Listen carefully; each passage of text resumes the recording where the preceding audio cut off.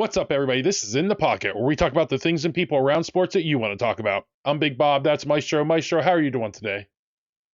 Doing outstanding, my man. Just love the fact that French fries and onion rings are available to eat because we live in America. It's awesome. How are you doing, my dude? I am doing great.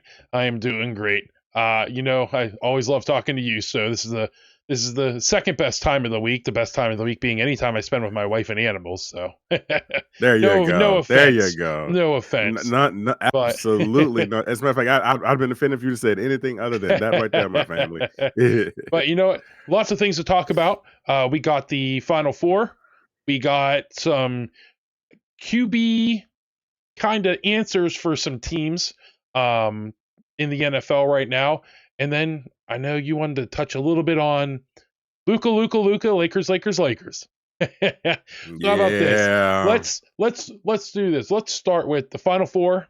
It's probably I guess you can say it's the biggest thing still going right now. Obviously, we have the beginning of baseball. We talked about it a little bit last week, but probably right now, I mean, you got the Final Four Saturday and then the national championship game. What is it? Probably going to be on Monday or something like that. I think typically. Yeah. I don't know off the top of my head. Yeah, Sunday for somebody, Monday for somebody else. That shows you how much attention I'm paying to it. You know what I'm Well, saying? we got number 2 UConn taking on number 3 Illinois, and then we got number 1 Michigan taking on number 1 Arizona. It should be a decent Final Four. Obviously, Duke, we talked about it a little bit because of it felt like their up and down play the first 2 rounds that Duke probably was not going to make it to the end. I wanted them to just because they were my pick. But we Right. got UConn and Illinois. What are your thoughts on that? I mean, they ran through some big deal. Specifically, UConn ran through some good teams. Number 3 Michigan State, number 1 Duke. Illinois took down number 2 Houston, number 9 Iowa. Iowa was taken. They were playing some pretty good defensive ball, I believe, during the Right. tournament. So, what are your thoughts on that matchup? Uh, I'm gonna have to give the leverage to UConn just because of the way they're playing and just because of everything you just said. I'm just gonna co-sign on that, not even waste anybody else's time with that, because I think you're right on point as always.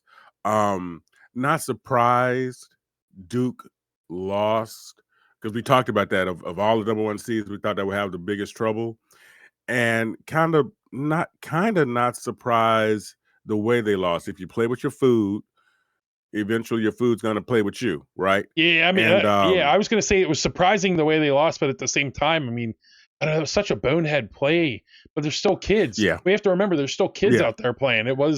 And some fresh out of high school. So, yeah, yeah. And again, I'm just gonna go back to, there's a reason coaches yell the way they do on the sideline. There's a reason coaches will say the redundant thing over and over again. Because while we're sitting on our plastic wrap couches and we know everything because we're so smart and we're Hall of Fame bound in every sport, and we're basically Gene Serator, who like does the rules for everything from cricket to underwater curling to the NFL. Jesus, that guy's everywhere, man. He's like Freddy Krueger. Um, just look up Gene Serator, you'll know what I'm talking about.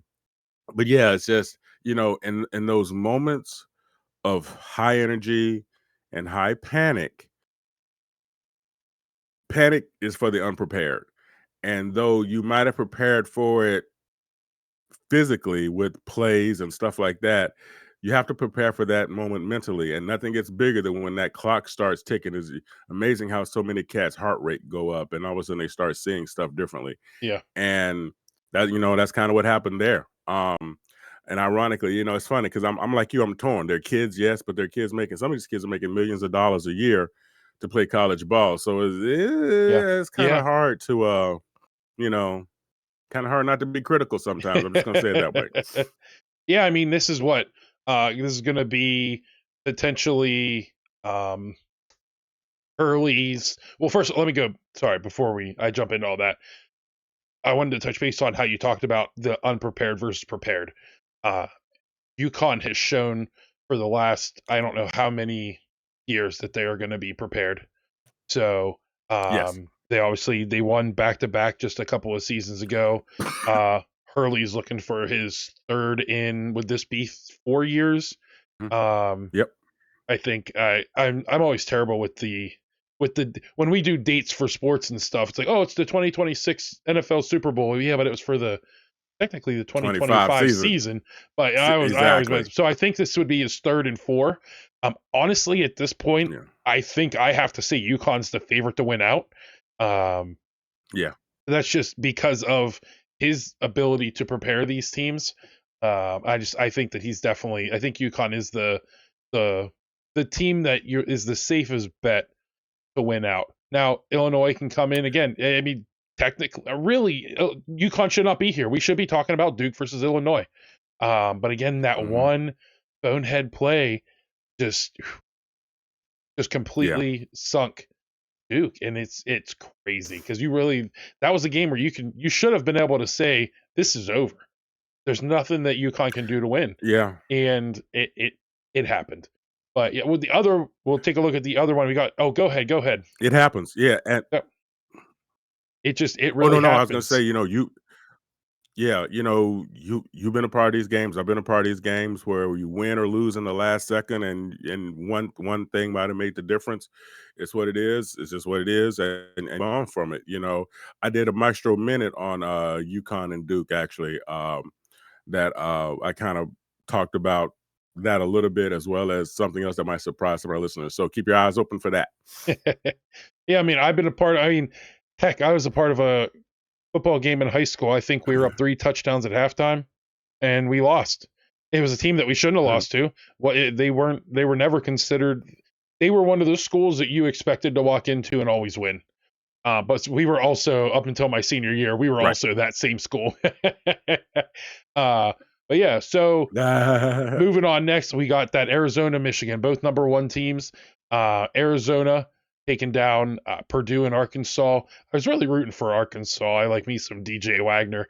And we have Michigan Yeah. took down number 4 Alabama, number 6 Tennessee to get here. Uh, for me personally, I feel like of the two, it's tough because they're 2 good teams, and I feel like they're 2 well-rounded teams. But I just think Michigan. I think on the defensive side of the ball, I think I have to give it to Michigan, and I do think that um, Michigan is going to pull it out. But the one thing, their Achilles heel is just like all these other teams where the 3-point is their main thing. All it takes is that one night for them to go cold. We look at Alabama. They played Alabama a couple of games ago, and that was Alabama. Either they're going to be on, but the second they're kind of off, because I think Alabama went completely cold in the second half, if I remember correctly. Oh yeah. And you correct me if I'm Yes, wrong, they did. but um, yeah, is the Michigan team. I want to give them the edge because I don't feel like they are like that Alabama team. I do want to give Michigan the edge based on their defense, and I don't see them. I don't see them as a team that's just going to go cold. What are your thoughts on that game? Well, full disclosure, Arizona was my team to win it all, so I'm just gonna have to start there. But this is the toughest Rooting matchup for that they could. them. Yeah, well, you know what? I am, and I'm not. It's kind of crazy, right? I like you feel like Michigan is the most complete team in all 7 phases of the game. I think Arizona is just more consistent in all 7 phases of the game, and so let me explain what I mean by that. I think that Michigan is the one team that's not been hampered by injuries. They're the one team that's not been hampered by long spells of weakness in enough areas of the game where they put themselves in a bad way. But like you said, cold moments, not cold moments when it comes to the scoring side of the game, particularly in their half court offense. Because sometimes I feel like Michigan rushes that a little bit. Arizona is more consistent in all 7 phases of the game, and I think that gives them the opportunity to speak strong. And I think that's why they're still in it, and that's one of the reasons that they're my favorites. So that's how I feel about that game. And you heard the arguments that this is that maybe they should have reseeded the Final Four, and it's like, dude, as much money that goes on these NCAA brackets, there's no way. There's no way that they would reseed. It is what it is. Deal with it. Move on. Just everything can't make everybody happy. So get over it. Yeah. Yeah, I think for me, the big thing with Arizona, again, we do talk about them being a complete team. It's just that if Michigan is on, I can see this being a blowout because Arizona is a team that is potentially, I don't want to say the worst, but 3-point wise, they're not the team that you're going to think is going to go out there and blow you away 3 pointers. And if Michigan is on, I could definitely see, even though they're both number one seeds, I could see this game getting out of hand for Michigan, taking down Arizona. So I do think we could see a UConn versus Michigan championship game. However, again, I still am giving that edge to UConn and Hurley. I think that where they're at now and the way that his team didn't give up and the type of coach that he is, I just think that there's no way at this point that UConn is going to win out. So that means they are going to lose to Illinois. Yeah. uh, let's stick to basketball. I know you wanted to talk about the Lakers and Luka a little bit. You know what? You know what? But I want to talk about somebody else before we get there. I want to give a Okay. real quick shout out to the women's Final Four. I know it's not exciting, and you brought this up, and I got to give you mad credit for this. The fact that it's all number ones, everybody expect that to be. I feel like for their South Carolina and UConn is the stronger of the two brackets. I think that South Carolina is going to be able to take down UConn, and they're probably going to face, in my opinion, I think they're going to face Texas in the final, and they're going to win there. So I think Dawn Staley, what she's done there, is going to it's going to just basically even more cement her move into the Hall of Fame as a coach. I think she's there as a player already. I might be wrong, but I think I would cement her move there as a coach. And I just wanted to give her a little shout out and a shout out for one more thing. So my second master's thesis I did on Title IX. And one of the things I talked about it was when the WNBA started, they took over from a women's professional league that had come up before that, the ABL. And I did a whole thing of the transition of the ABL being so successful, how much the women were getting paid. It was almost on par. It was almost on par with what the men were getting paid in the NBA at the time. Not quite, but almost. And then once the NBA saw that, they basically formed the WNBA and they froze out the league called the ABL and kind of how it crippled the women's pro basketball game here in the States. And we all know that kind of stuff happens. Let's not pretend like it don't. That is not what this is about. So when the NBA took over, formed the WNBA, and the top player, the players now are only playing 3 months out of the year instead of a full schedule where they were playing in the ABL. The top player was, I think, making $32,000 a year. They were getting no insurance outside the season. It's a whole lot of things, which is why a lot of those ladies would go play ball in Europe and Turkey and stuff like that, Russia and other places. Long story short, with what just occurred, there's a great, and I mean a great opportunity that just availed itself for these women. In a legal case that just came down that is going to raise women's salaries, at least in the WNBA. It's going to raise their salaries almost 400%, and they've more than earned it. And I just want to say I'm really excited about that. It's something that's long overdue. Um, yes, it's a patriarchal system in sports or whatever, and people always say that they don't watch men's sports, but like I did in that master's thesis from 2009, by the way, up until what has occurred now, the numbers have not changed. Just as many eyes are on the women's game as they are on the men's game. In some cases, more, particularly when it comes to volleyball and soccer. And the fact that they're now finally able to benefit from that, from the financial side of the money that they make so many people, I'm just really excited for. So I just wanted to kind of get that in there. I do want to jump back to the women's Final Four too. I think no matter what, the winner, the national champion is coming from that UConn South Carolina game. I get all four teams; they're clearly the best four teams in the league. They were the four number one seeds, and again, you mentioned we talked about that before and talked about how you know that the best teams are pretty much always going to make it to the. It feels like the best teams are always going to make it to the Final Four on the women's side, but I am rooting for UConn for the simple fact that I would love for another undefeated champion.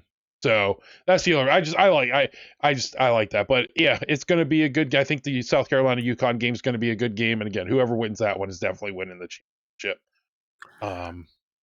And oh, by the way, Bob, just for a sake of blowhardness, the title of my thesis was called Title IX: The United States Understated College Admission Policy and Societal Architectural Reform Piece.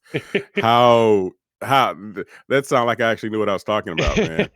Throw some big words in there, and you know what you're talking Yeah, I about. know, right?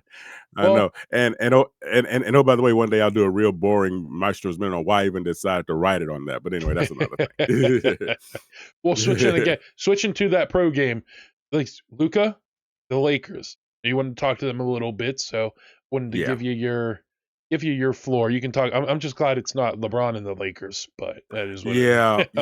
yeah, that ship is sailed, sunk, and caught on fire. Um, it's interesting that for those of you who follow the NBA No Basketball Anywhere League, when Luka came out, he came out with the guy that was drafted by my team, Trey Young, and the whole argument was, well, which one of them was going to be the better player? And I think that has sort of gone to sleep now with the way Luka's been able to, with what he did in Dallas and how he's able to work what he did in Dallas, and then what he's now done in LA with the team around him. Uh, the dominant numbers, but the way they've been happening. Yes, I know Luka looks like the guy that'll be doing the oil change at Speedy Lube or whatever. I get that. He doesn't look like somebody that, he's not the guy you'd first pick out as a professional basketball player, but he manages to get the job done. And in the okay, the new rule, Big Bob. I apologize to my listeners because I don't know to our listeners because I'm doing this off the top of my head. I believe a player has to play 65 games minimum now to be in consideration for the Yeah, MVP. so I think it is And I 65. Yeah. six okay, so I think he's pretty close to that number. And with the way he's performing, particularly the last month, tying Michael Jordan's record for the month of March. I remember reading that, a few other things too. Just and the way that he's put the Lakers on his back, no pun intended, that he'll probably end up becoming an MVP this year. And it seems as though nobody's arguing about it, which is cool. Uh, Um, I think I would disagree you a little know, bit. I think there are some people yeah, that are well, Wemby is up there right well, yeah, now. I'm with you on that because Wimby's my guy. I'm totally down with Wimby and what he is. I think he even talked about that, the fact that you got a guy that's, what is he? He's like 8'7" or something like I that, and think he's he's able to 13 dribble. foot 12 or something. Yeah. Yeah, 13'12", yeah, 13'13". Yeah, and he's able to handle the ball like a point guard, right? It's just, you know, I think it's because with it being the Lakers and being in LA is being in such a accepted primetime city, though I will argue, if you seriously follow the game and you've not noticed that for the last 3+ decades, what the Spurs have been, I kind of want to take your basketball card away from you. I, I I, I mean, do. they were. I mean, and still, I guess you can still yes, they've had some down years, but uh, Mhm. they were for about 2 decades there, the next dynasty, and then you had the Golden State Warriors swing in. I don't really know if you can consider the Lakers of the early 2000s the dynasty. Yes, it would. They did some really good things, but the Lakers of the, well, I guess they did win. They win four in the 2000 in the 2000s. I can't remember. It doesn't matter. I'm horrible with that too. Yeah. We can talk about dynasties and stuff all day and what is and what isn't. But yeah, no, yeah, you're right. Yeah. So, that reality, right? That reality of what it means to be in a town like Los Angeles, which I'm just going to say there's a quadruple standard with this, all right? With what Shohei Ohtani has done in Major League Baseball, you would think that there'd be no other face in baseball but his. But, you know, there's a thought about that. And I'm not going to make this about politics. I promise I'm not going to do that. I'm actually from America, with the exception of the NFL, which the top player is probably a kicker from Australia. No, I'm just joking. Uh, there's a lot of those conversations going on, but it shows you how these sports have grown across the world now. And so you start to see, you know, for those who might not remember, go back into the days of Tiger Woods' early dominance. Listen to a quote that got Charles Barkley in trouble. He said, the world is upside down. The best golfer is black and the best basketball player is Chinese, talking about Yao Ming. So, and he got in a lot of heat for that because people thought he was being racist. It's like, it was factual. Yeah. And he meant it in the way that he meant it. In that the globalization of the game and how things have grown and changed. So, um, but that being said, uh, it's interesting to see Luka doing what he's doing now and getting the credit that he's doing, and people mentioning him more than they mention the other guy you just talked about, and how the other guy, Trey Young, left his team, and now the Hawks, which I did at Maestro's Minute on this too, the Hawks have now become one of the teams in the East that are actually legitimately vying for a top 5 seed in the playoffs where without their superstar, which is to me another one of those surprising things of another long line of superstars. Trey Young is that once they left their team, that team got better, and it just goes to Yeah. show you how crazy things can be. Yeah. So yeah, that was that was pretty much it about that. It's just to me, it was so curious how he's doing what he's doing, and you hear about it from the hardcore NBA people, but on the periphery, you're still not really hearing about what Luka's really doing. So I just found that very interesting, the switch, because normally if it's in LA, everybody talks about it all day, Yeah, and no matter where they're from. the interesting thing is too, I mean, it has been the LeBron show there for a couple seasons, even though it's clearly Luka's team now.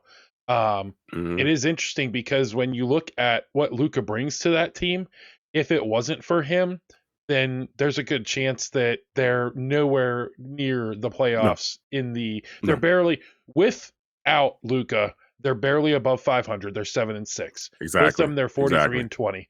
So yeah, I mean, 43 and 20.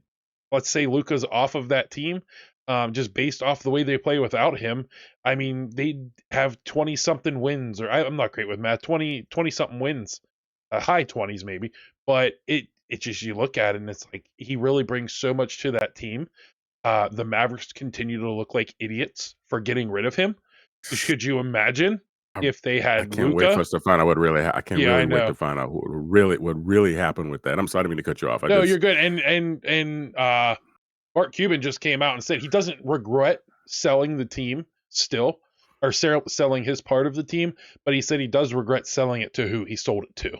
And I wow. mean, and Mark Cuban is not someone who's ever going to be shy from Oh, hiding. never, If never, you never. want a straight answer, Mark Cuban is the guy that you're going to ask, because he's just going to be honest with you. He's not going to try and sugarcoat it. He's not trying to hurt your feelings, but he just wants to be very real about what he's talking about and make sure that you aren't. He doesn't want to give people false hope, but he did. He just recently, I No. believe, now it could be. I will say it could be an April Fool's article. I don't trust anything on April 1st that comes out.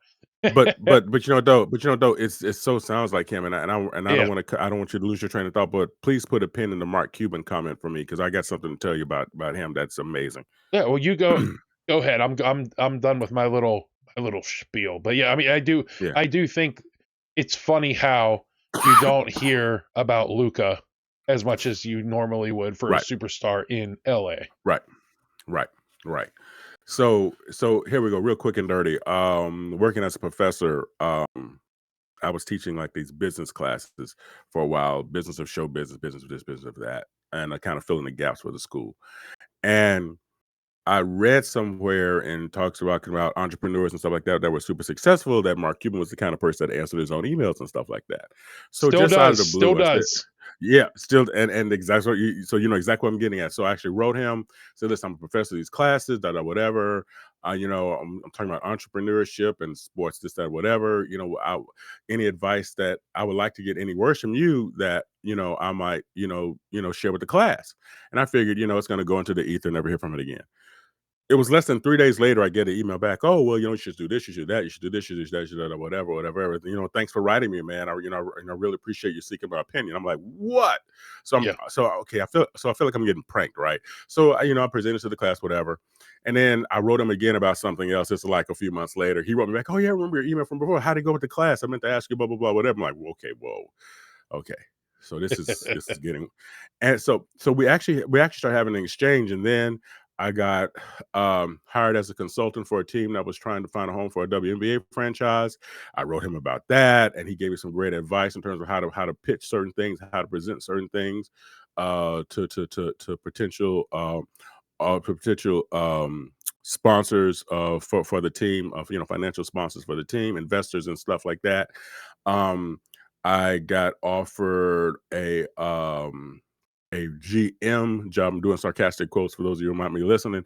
A GM job for a new franchise that was getting ready to start up in the women's league that was available at the time, called the NWBL. That I think it lasted maybe 2 or 3 seasons, then it had to go under.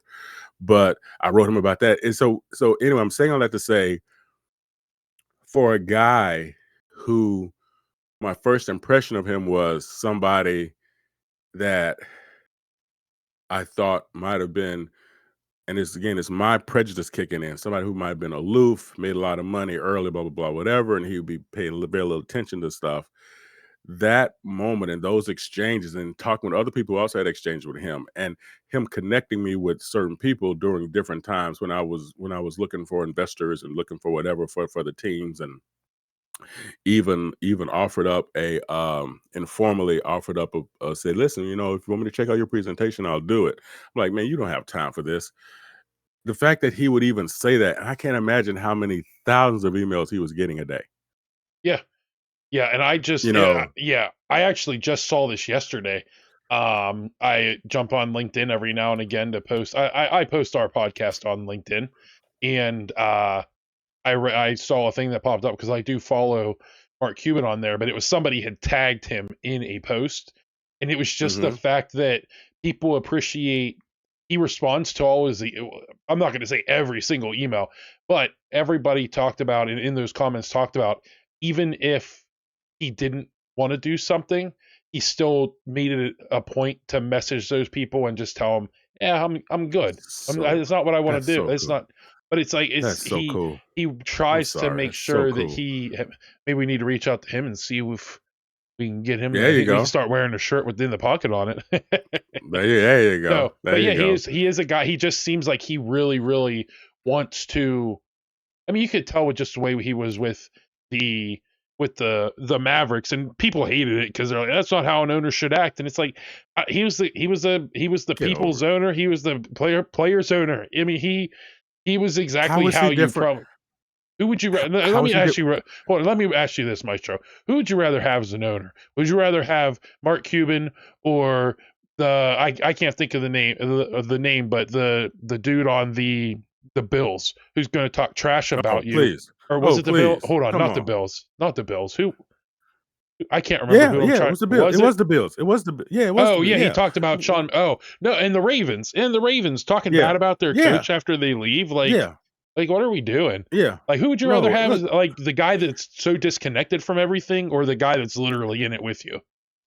not even close. And oh, by the way, how is he any different than a George Steinbrenner, than a Jerry Jones, than an Al Davis? I don't know if we You know, want to time in with Jerry Jones. you I know, don't know about all yeah, that. yeah, but you know what I'm saying? I know. Okay, let's talk about it. You know, Jerry. I mean, there's a lot of reasons I can't stand Jerry Jones. A lot of reasons, and all of my and most of it starts with how he got rid of Tom Landry and brought in Jimmy Johnson. Mm, So I've said that a bunch of times. One day I'll do a more extensive thing on that moment, but my dislike and distrust of him started at that moment in my life. That being said, it's amazing how certain people get the pass of, oh, they're eccentric owners and leaders, and certain people get banged on for being the way they are. That's not the way owners should act. Now, all that being said, look at how he treated the people around him he didn't have to treat well. The people who worked for him, he treated well. The people who were in his circle, he treated well. He didn't just treat the people on his level well. And that's the difference between those cats. He wasn't one, and that's why the NFL didn't want him as part of the ownership group of the NFL. That's why Major League Baseball didn't want him as part of the ownership group for a Major League Baseball team, because he didn't play to the old boys club. So I'm saying all that to say, as a person, I would rather have him, success or not, because I know my organization is going to be run right, treated right, and everybody's going to be done right. Yeah. I'll leave Yep. it there. I wanted to jump back to your Luka comment about MVP, and Oh, yeah, yeah. I was trying Mhm, to. I thought it was pretty crazy that for Luka, he's first in the league in points, third in the league in assists, mhm, and 22nd mhm. in rebounds. And I'm like, man, he's probably. And then I was like, wait a minute. I'm like, he's probably. I don't know if there's anybody better than him in the league. And I'm like thinking about it. I'm like, I bet you Joker.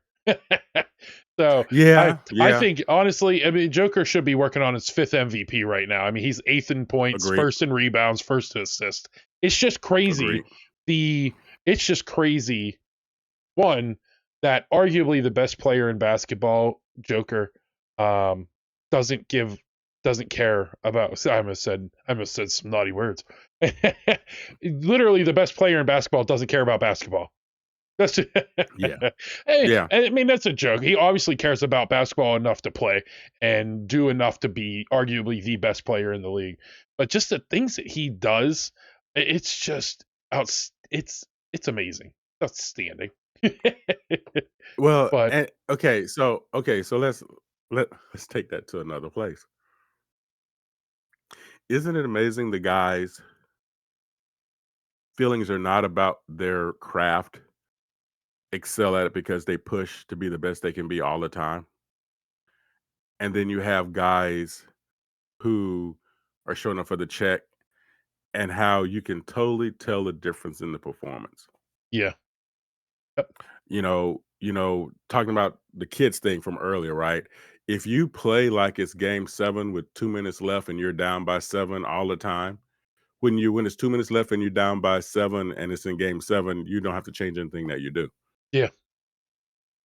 Whereas you see other cats who show up when they show up and don't show up when they feel like they don't have to show up. And then when they have a boo-boo, they point at everybody else but themselves. Yep. Just saying. And Just saying. he doesn't have this personality, but I truly would put Joker in the same category, his mindset, as a Kobe or a Jordan. He's got that killer. He's got that killer Right. instinct. He's going Right. to do everything he can to win the game.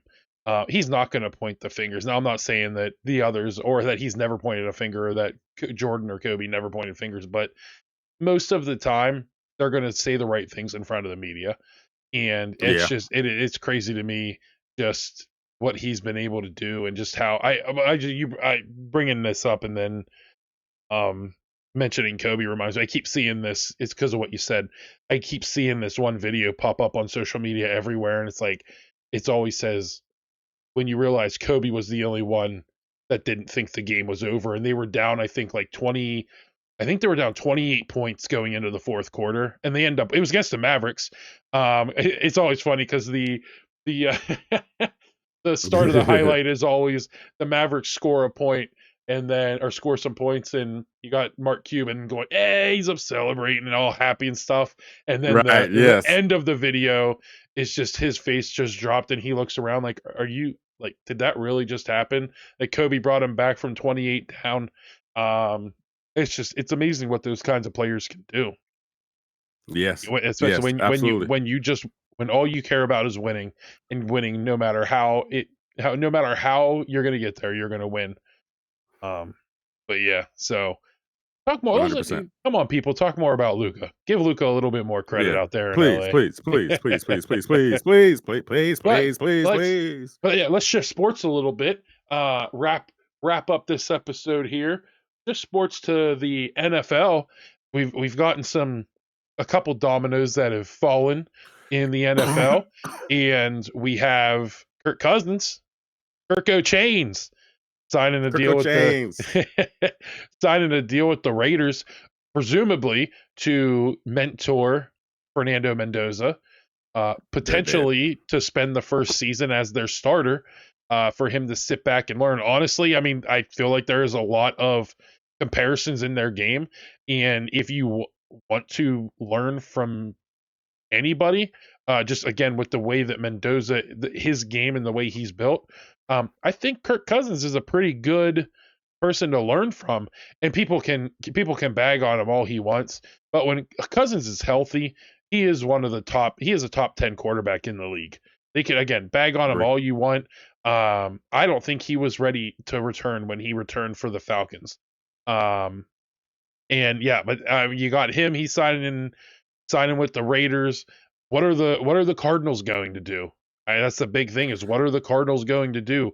Is anybody going to be able to uh, potentially get Derek Carr to unretire and come play for them? Honestly, before we traded for Kyler Murray, I was really hoping, or Mhm. not trade, yeah, before we signed Kyler Murray, I was kind of hoping that Derek Carr was going to unretire and come play for the Vikings. But I think really, is that the only domino left to fall? I know the Steelers don't have a quarterback right now, but I would be shocked Right. with the Vikings signing Murray. I'd be shocked if Rodgers played for anybody but the Steelers this coming season, especially with the familiar face coming to town in McCarthy. So is the Cardinals the last like real open quarterback job? Not open quarterback, like the one that they Mm, really need a quarterback? I don't know because I'm taking the Panthers off yeah. that list because Bryce Young, I feel Well, like the he. Jets. Well, Hey, they got you know, Geno the Jets Smith. still. Come on, they got Geno. Like They I got said, like they I got said, the Jets still need a quarterback. they got I said Geno, and what I then they're said. gonna draft Drew Aller in the first or second round. So you don't have to I worry said what about I said what I said. I said what I said. that. But yeah, so yeah, who knows what's going to happen with Geno? But what do you think for the Cardinals? I mean, they have some solid talent out there. I don't expect them to hold on to some of it. Like Trey McBride is going to be there. Marvin Harrison Jr. I do think they're probably going to end up.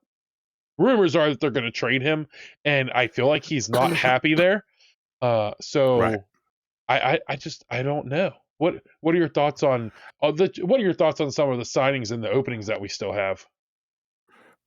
If I'm a team, I don't know why Malik Willis is still not with anybody. Correct? Am I He is with correct the with that? Dolphins, I think. Oh, he did that one. Okay, good. I was going to say, I I can't believe. imagine him still being out there. Yeah, I believe they I I believe was they just, I signed was him to be their starter because they let Tua okay.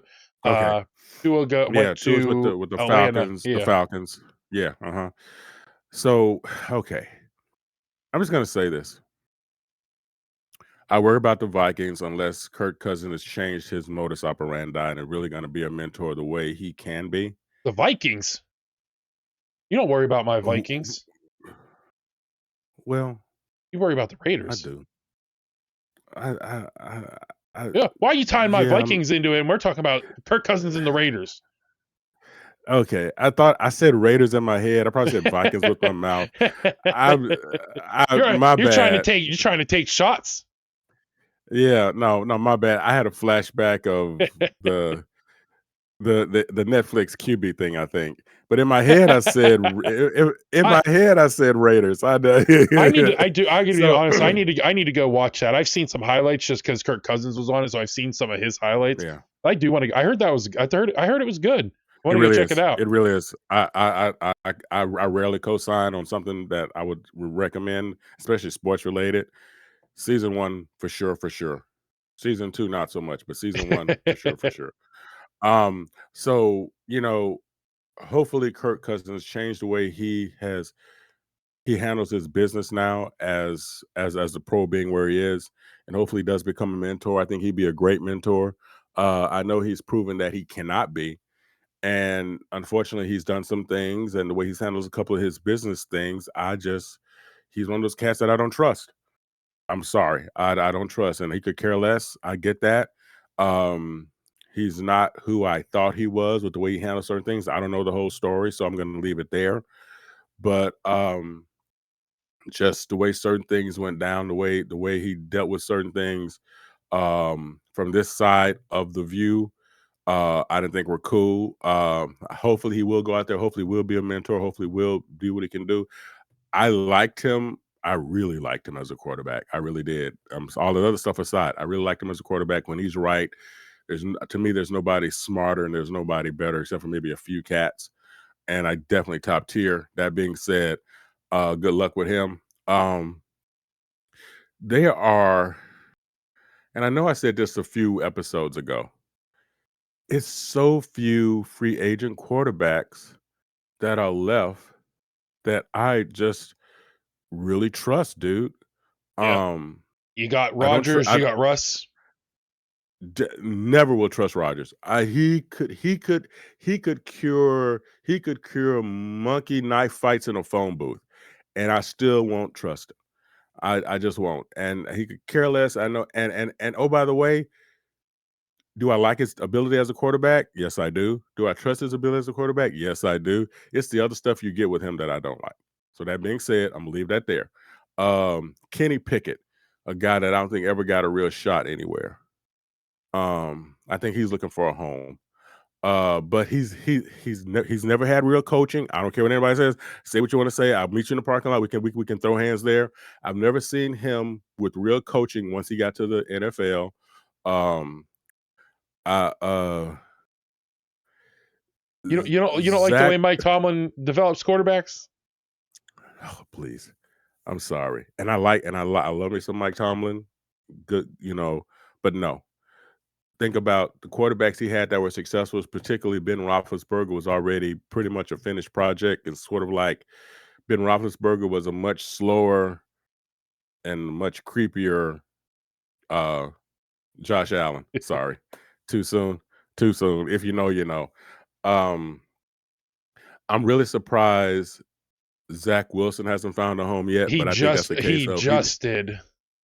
he just did Just okay. did. I believe I think it was the Saints. Okay. Okay. So So that was, yeah, I it's think that just, was that's a I feel like that was a recent thing. So yeah. you know, did I mention Mariota already? I think I did.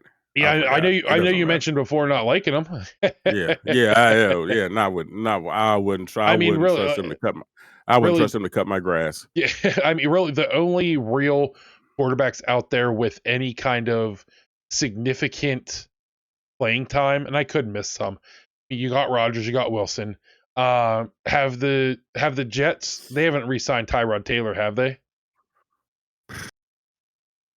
I should know that, and I don't know They that. I don't. They probably haven't. I think Jimmy G's still hanging around somewhere. Bob, I Um, gotta ask you something. Bob, I gotta ask you. I gotta yeah. ask you something. I gotta ask you something. Is it? Am I a bad fan that I just don't trust my team? No, I mean it's. I think we've talked about it before. I mean, as a Vikings fan, I can trust that we're going to choke in the playoffs. Um, and it's hard whenever you have. I'm going to use your But you team get as to an. the playoff. But That's if you true. get to the Yeah, playoffs, yeah. I Uh, don't I don't trust. Okay, okay. So I'm sorry. I apologize. I put you in a bad thing with a bad question. I'm gonna text you real quick. Give me 1 second. Uh, I'm there we go. Okay, so no, seriously, I think I don't trust. the hard thing for you is your owner. You can't Yeah, trust your owner. that is and there you go. I When you I trust. hear if I own a team and I go, man, what's his speed? What's his speed in Madden? Oh, he's not fast Right, enough, and I don't sign somebody right, because of the like. right, Come on, dude. Come on. right. Yeah, and then that's what it is. I don't trust the people who make the decisions. That's what it is. The guys in the jerseys, I hold nothing against them. They're who they are, except for Geno Smith. Everybody else, though, I'm down with. But and listen, okay, I'm gonna say what I'm gonna say.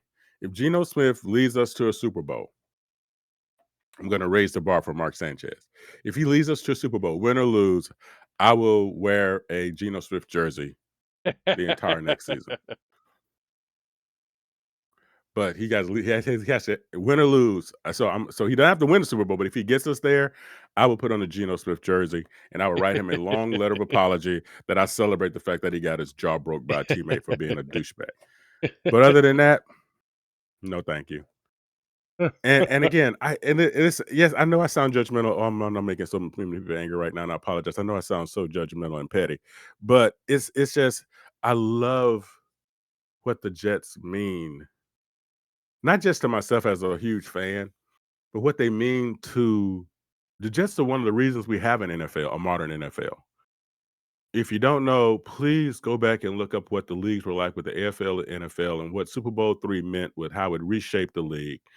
The players and the coaches on the team, particularly Joe Namath, the whole nine.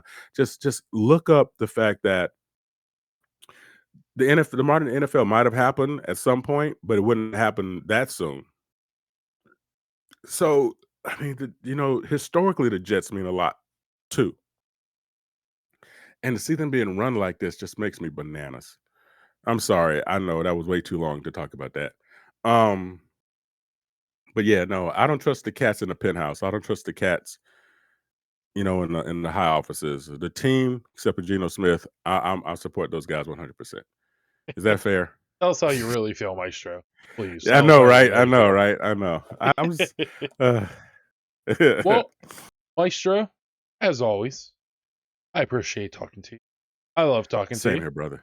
Is Same here, there brother. Same anything here. else that we didn't touch on today that you would love to touch on You know besides what? me? Real quick and yeah, hey now.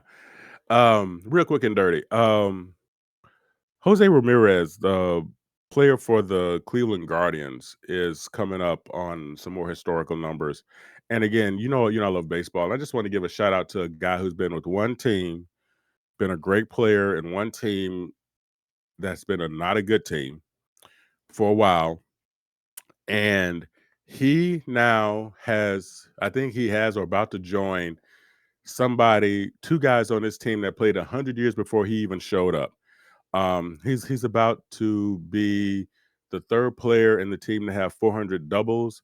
He's going to be the first player in over 100 years for his team to have numbers. First player, one of the first players in so many years to have X number of home runs and X number of stolen bases.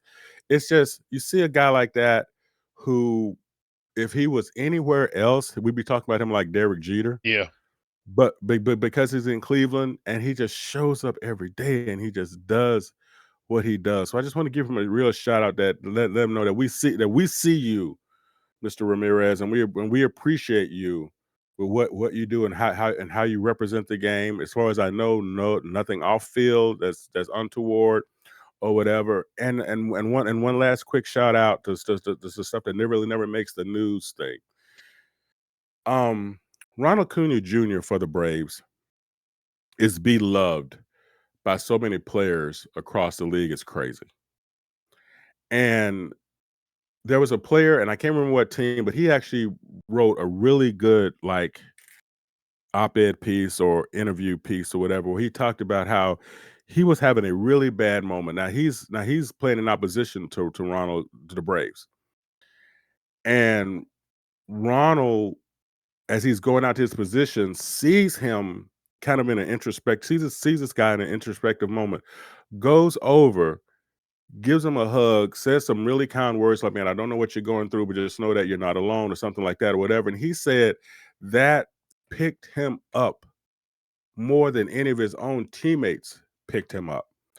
And those stories about a cat like Ronald Acuna Jr., who is the player that he is, that does what he does, I wish we did. Bob, I know I'm being stupid. Okay, I'm sorry, I didn't mean to curse. I know I'm being silly.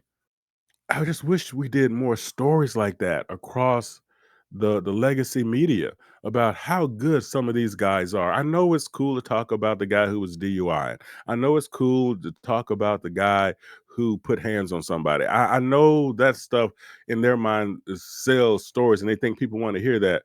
But I really think for all these younger players and younger people, period, and I think people in general, to see the fact that a person can be a mega superstar in a sport and still be a super good person.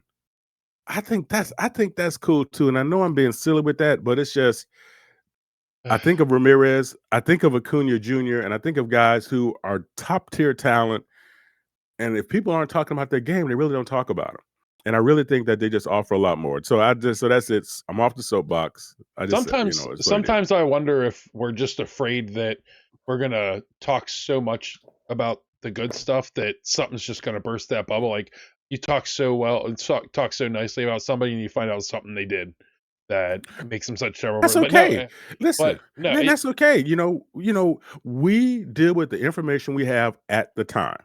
Stuff comes out later, it comes out later. Doesn't mean it doesn't it okay, does it change your opinion of the person? Yes, it does. But at the time when you said what you said good about them and you didn't know it,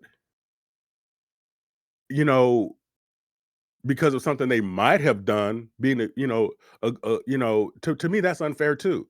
Whereas I can talk good about you, and then I find out that you sponsor, illegal, Play-Doh fights behind the elementary school, and that you have kids, go after each other with like wooden spoons or whatever. Okay, Is that not okay. okay? Kind of not. You actually want to use the recyclable stuff, Oh, really. I'm sorry, allegedly. Allegedly. Yeah. Woo, handle it smooth. got him. But you got him. Get him. You know, if I find out something about you later, I find out something about you later. But right now, this is what I know about you. And if I like it, why not talk about it? And I find out Yep. later, say, listen, I really liked that guy until I found out this. The same way I went with Kirk Cousin. I really liked that guy till I saw this or saw that. Just be honest about it. Listen, we don't know everything, but I don't think there's anything wrong with going with what we know at the time, and then being adult enough to say, you know what, I this is how I saw that person then, and this information came to the fore, and I realized that that was just a facade or whatever, or is a double life, what say we want to say, and then admit it what it is and move on. Yeah. Yeah. No, I agree though. I do love seeing the warmer side of things a lot, and it's one of the reasons that I think, not to go down that rabbit hole of the increase of mental health and stuff like that in the world today. Yes, But it's yes, really, it's yes. all you do is hear about the negative stuff over and over and over again. And it's like sometimes you need that positive, because if all you hear is the negative, then you're never going to think of anything positive. Um for me, Yeah. I would like to say I apologize to the people. I wore this shirt for last week's episode, and people are going to notice it. One, I am not going to like the way that it shows up with me wearing the same shirt back to back weeks. Uh, this is my Thursday work shirt. So if you have a problem with it, Take it off. deal with it. Take it off. I have a Take black shirt it off. underneath it, and I told Take myself it. before the episode Aw. recorded I was taking this off, and I completely forgot. So here we are. Aw. Maybe I'll just edit it. I'll just blur myself for the whole episode. It's Well, it's it's no fun if you got a shirt underneath the shirt, and when you take off that shirt, it takes out all the you know. well, Maestro, do you got any final words for the people? How much I appreciate all the work you put into the show, my man. How much I appreciate all the stuff you do to get everything out there for us. How much I appreciate all the listeners and all the feedback that we get, and the fact that everybody can follow us on so many platforms, from LinkedIn to Instagram to TikTok to Facebook to MySpace to Prodigy 2.0, AIM, whatever. Just IQ, everything. yeah, LimeWire. We definitely appreciate you Find guys us so on much. download us on Napster. Yeah, yeah. Oh, absolutely. Come on, I'm doing it right now. But yeah, no, just thank everybody. Appreciate it. And yes, I played. I was trying to suppress the cough. So I apologize. So if the coughing ruins that your experience with this, I'll give you a complete refund for the episode. I'm lucky. I muted mine every time I coughed earlier, so you heard it. Maestro heard it, but you guys don't hear it. But well, everybody, we appreciate y'all as always, and we hope you guys have a great rest of your week.